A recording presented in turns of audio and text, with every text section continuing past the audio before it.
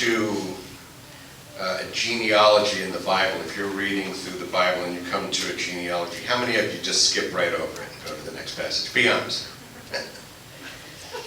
Yeah, it's puzzling because it's not that we're not interested in genealogies. I was reading recently that in the past 30 years, Ancestry.com, an internet genealogy company, has traced over 60 million family trees just in America alone. So we're interested in genealogies. I think the reason people tend to skip over them when we come to them in the Bible is we feel like it has no connection to me. It's not my family tree. So we think it's either boring or just not pertinent to our lives. But the genealogy we're going to read today is filled with spiritual significance for you and me. So I want you to read with me Matthew chapter 1, verses 1 through 17. This is the genealogy of Jesus. Matthew chapter 1, beginning in verse 1. A record of the genealogy of Jesus Christ, the son of David, the son of Abraham.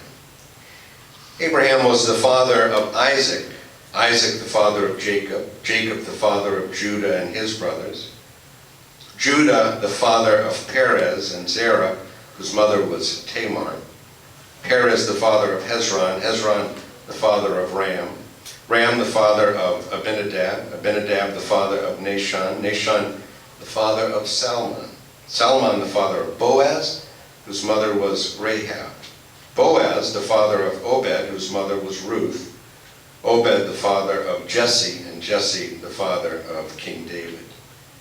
David was the father of Solomon, whose mother had been Uriah's wife. Solomon the father of Rehoboam, Rehoboam the father of Abijah, Abijah the father of Asa, Asa the father of Jehoshaphat, Jehoshaphat the father of Joram, Joram the father of Uzziah, Uzziah the father of Jotham, Jotham the father of Ahaz, Ahaz the father of Hezekiah, Hezekiah the father of Manasseh, Manasseh the father of Amon, Amon the father of Josiah, and Josiah the father of Jeconiah and his brothers at the time of the exile to Babylon.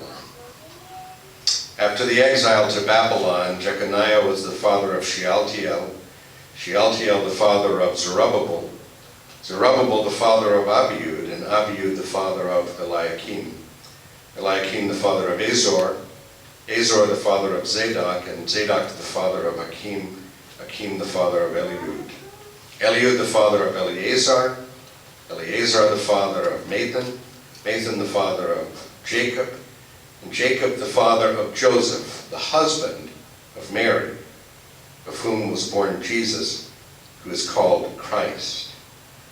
Thus there were 14 generations in all from Abraham to David, 14 from David to the exile to Babylon, and 14 from the exile to the Christ. You may have noticed that there are a lot of genealogies in the Bible. They start very early in the book of Genesis, and they're found throughout the Bible.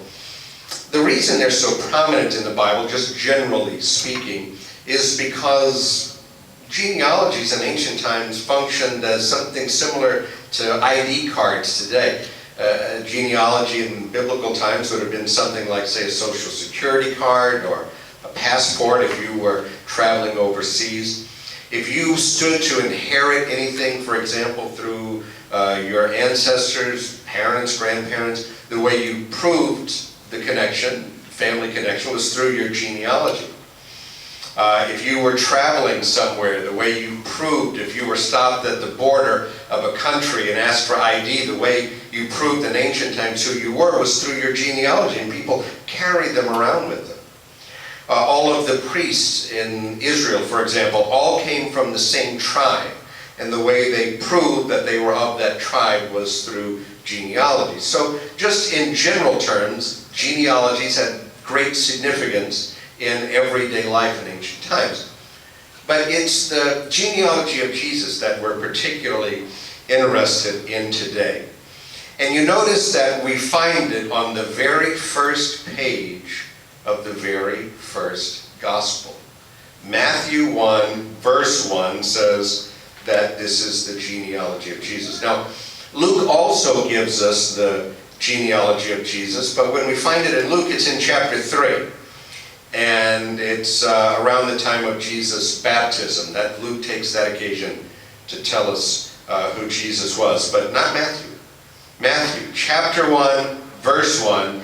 And he says, now I was reading this morning from the NIV, and so my translation said that this is the genealogy of Jesus. If you were reading from the King James, for example, your translation says that these are the generations of Jesus. You know why there's a difference there in the translation? Neither word is the exact word that Matthew uses. What Matthew uses is the word Genesis. And I think he does that intentionally. I think it's a holy hint for us of something that he's about to tell us about Jesus. This is the Genesis of Jesus. In the book of Genesis, chapter 5, that's the chapter before the flood, when God is about to destroy humanity, there's a genealogy.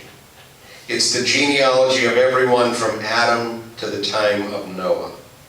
And now here, as God is about to recreate a new humanity, he gives us a genealogy. And it's the genealogy of Jesus. It's a holy hint about Jesus.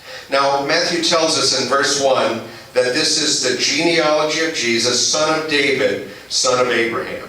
Now, let's take those two names. Why is it important that we know that Jesus was the son of David? Well, here's another holy hint that Matthew is giving us about Jesus. He's letting us know that Jesus is the fulfillment of a promise that God made to David. In 2 Samuel chapter 7, verse 13, God speaks to David. And he tells him of one who will come after him, one in whom God will establish, and this is from 2 Samuel chapter 7, verse 13, one in whom he will establish the throne of his kingdom forever. And God says, I will be his father, and he will be my son. Now, that's a promise that God made to David, the great king of his people. It's a messianic promise, as we call it.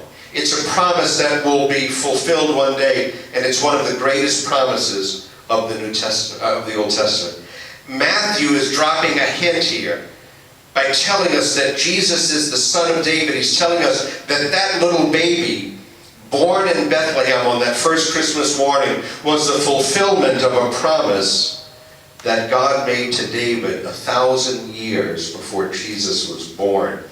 And the spiritual lesson, the spiritual principle for us there, and it's repeated throughout this genealogy, is that God always keeps his promises. He does not always keep them immediately. It took him 1,000 years to fulfill this promise to David, but he always keeps them without exception. And then look, he says that Jesus is also the son of Abraham. Now, I said that God made a promise to David 1,000 years before Jesus was born, but God made a promise to someone else 1,000 years before David. Before Moses, before the law was set down in stone, God made a promise to a wandering Hebrew, as someone called Abraham, a meandering Mesopotamian. God makes a promise to Abraham, who was childless at the time. This is in Genesis 22, verse 18. He says to Abraham, in your seed, all the nations of the earth will be blessed. Isn't that an amazing promise? To this 90-year-old man who had no children, but who had stepped out in faith just on the word of God, God says to him, through your descendants, all the world will be blessed. That must have been some promise for Abraham to try to wrap his mind around. Do you know that Abraham never owned a single square inch of the promised land other than a cave that he bought from a merchant so he could bury his wife Sarah when she died. Abraham's descendants lived for centuries as slaves in Egypt. Refugees. Even after they were delivered from Egypt, they were divided by civil war. They were ruled over by foreign powers like Assyria and Persia and Babylon. All of them who conquered the Israelites, the descendants of Abraham, and carried them off into exile.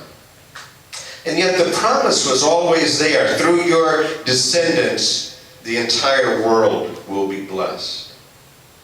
Do you know how that promise was fulfilled? Well, Matthew gives us this hint in the genealogy. He's telling us that this little baby was the fulfillment of a promise to Abraham. Paul doesn't settle for giving us a holy hint. Paul spells it out for us in Galatians chapter 3, verse 16, when he calls Jesus the fulfillment of the promises that were spoken to Abraham. Now, why is it so important for Matthew for us to know that Jesus is the fulfillment of a promise made to David and a promise made to Abraham? He's showing us that God always keeps his promises. He may not always keep them immediately, but he always keeps them without exception. Now, certainly Abraham and David must have wondered if God was going to keep his promise. It's easy for us to look back on these men now. We see them as giants of the faith, pillars of strength. But think about what life was like for them. Not thousands of years after the fact, but while they were living. When Abraham finally did have children and grandchildren, they were mostly disappointments. His son Isaac, who was the direct fulfillment of the promise, was essentially a disappointment. He's presented in the scriptures as being a weak man. Abraham's grandchildren, Esau and Jacob, were both deeply flawed men in different ways. The immediate offspring of David was Solomon. We think of Solomon as a wise man, and he is called that, the wisest man who ever lived. But he was also a man whose life was marked by compromise. A man who did a lot of foolish things for someone who was so wise. A man who near the end of his own life spoke these words about life: vanity, vanity. All of life is vanity. Now, the promise of God to Abraham and then again to David was for a son greater than their sons. The fulfillment of one who would not be a disappointment. Matthew is telling us that's who Jesus was. That's who that baby in the manger born in Bethlehem was. He was the fulfillment of the promise that God made first to Abraham and then to David. Some of you may be sitting here today saying, when is God going to keep his promises to me? When is God going to fulfill his promises in my life? And the encouragement I want you to take from this genealogy today is that God always keeps his promises. Not always immediately, but certainly and without exception. And every promise of God made to you in the scriptures, and there are thousands of them, God is going to keep. Somebody said once that God is never in a hurry, and he's always right on time. And that's what that little baby in the manger is telling us today, that God always keeps his promises. Now, a couple of other things I want to point out to you in this genealogy. One of them is the presence of 5 women. Now, that doesn't seem unusual to you and me, but in ancient times it's quite unusual. Usually, women were not listed in genealogies, but they are here in the genealogy of Jesus. In fact, there are 5 of them, and they're quite interesting, these women who are mentioned. There's Tamar in verse 3. In verse 5, we find Rahab and Ruth. Verse 6, we find Bathsheba. Matthew lists her as Solomon's mother, who had been Uriah's wife. And if you know the story of Bathsheba and David, it's almost like Matthew can't bring himself to mention her name. So he calls her Solomon's mother, who had been Uriah's wife. And then in verse 16, we find Mary, of whom was born Jesus. Now, what is the significance of these 5 women for us today? Well, every single one of them was someone whose life had either some questionable aspect or, in some cases, downright crimson immorality in their lives. And yet here they are in the ancestry of Jesus. Tamar, for example, in verse 3. Her story, the book of Genesis, it is one of the vilest episodes of the Bible. It's a story of betrayal, prostitution, deception. It's a terrible story. And yet here she is as an ancestor of Jesus.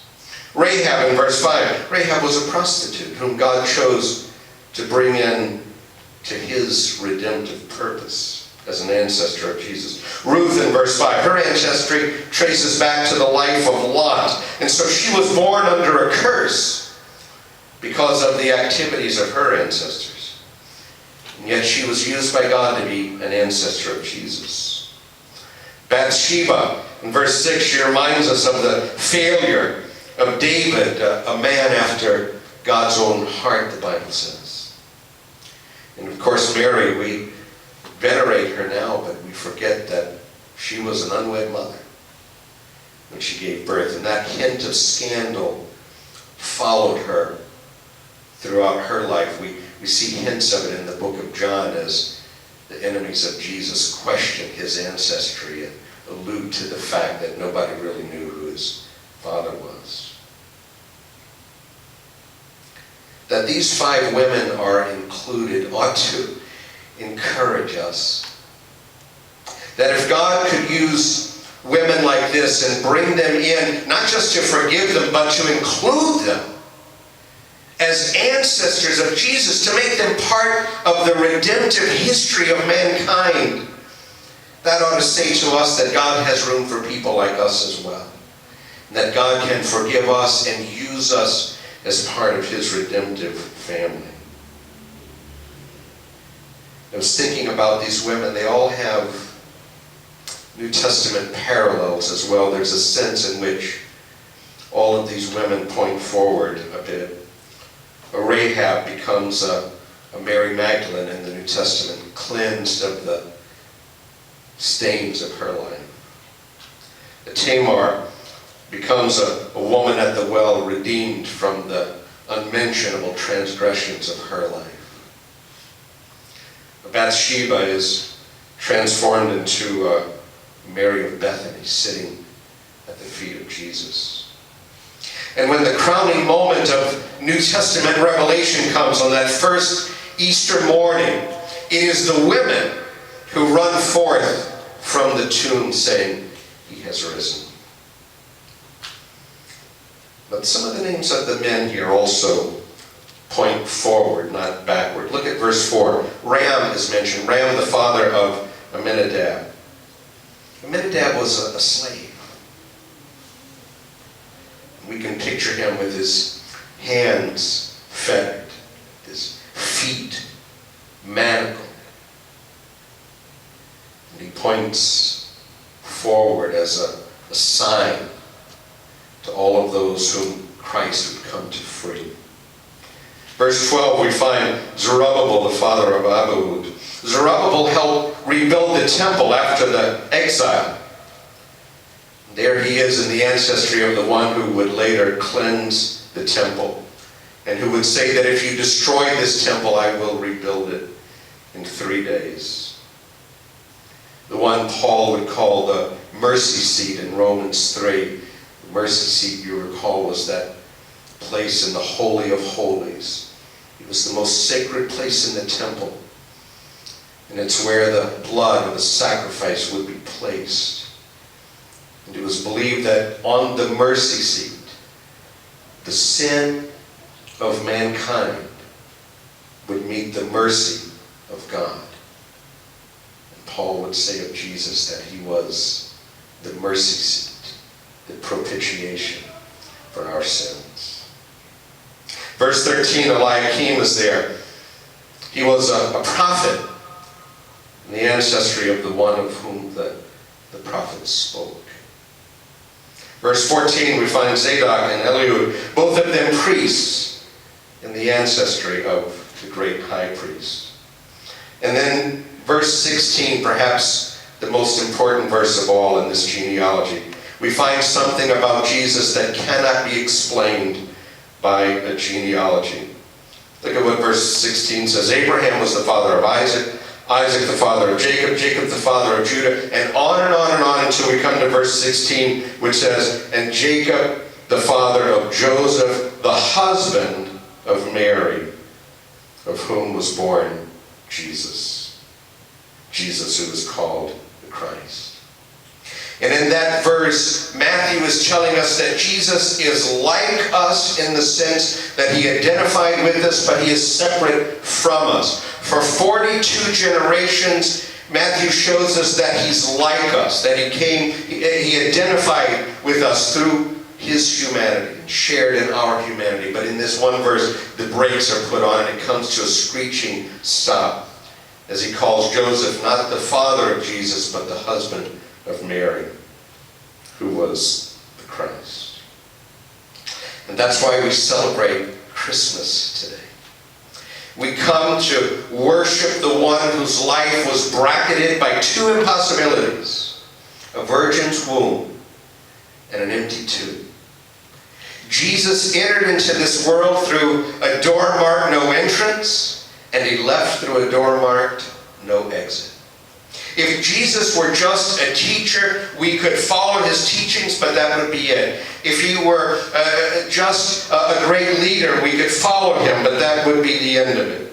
If he were just a humanitarian, we could admire him, but that would be it. But here in that one verse, Matthew is telling us that Jesus is somebody else, someone else, something else.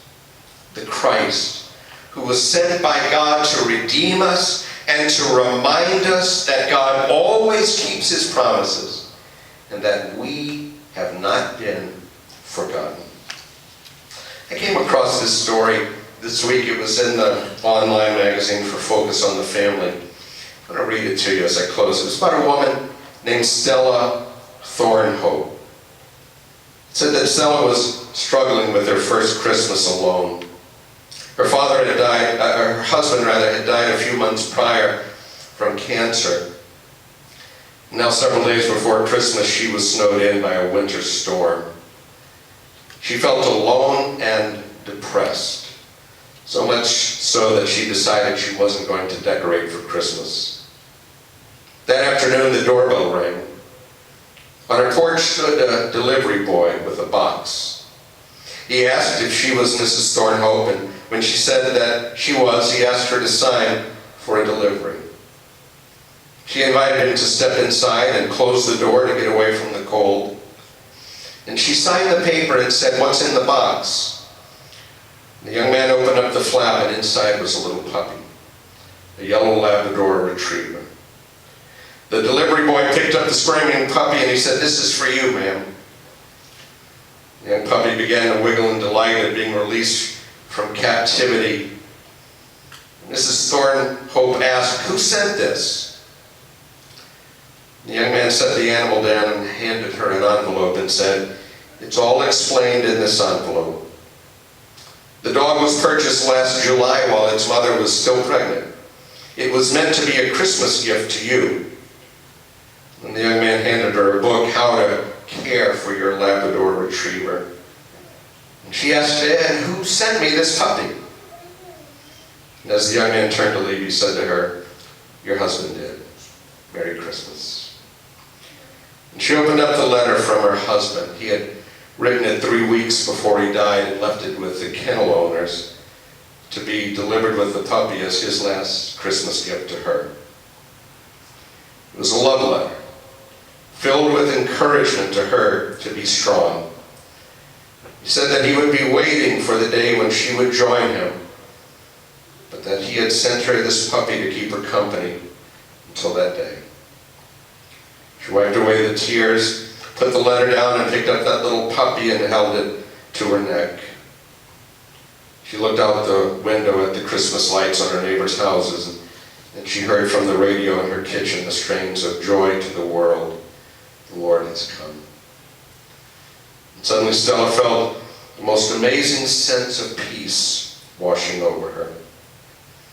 She said that she was filled with a joy that was greater than the grief and loneliness she had been feeling. And she said to the puppy, "Little fella, I guess it's just you and me. But you know what?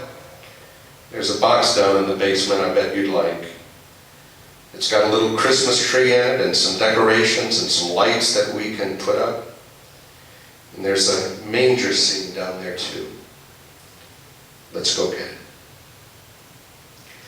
God has a way of sending us reminders.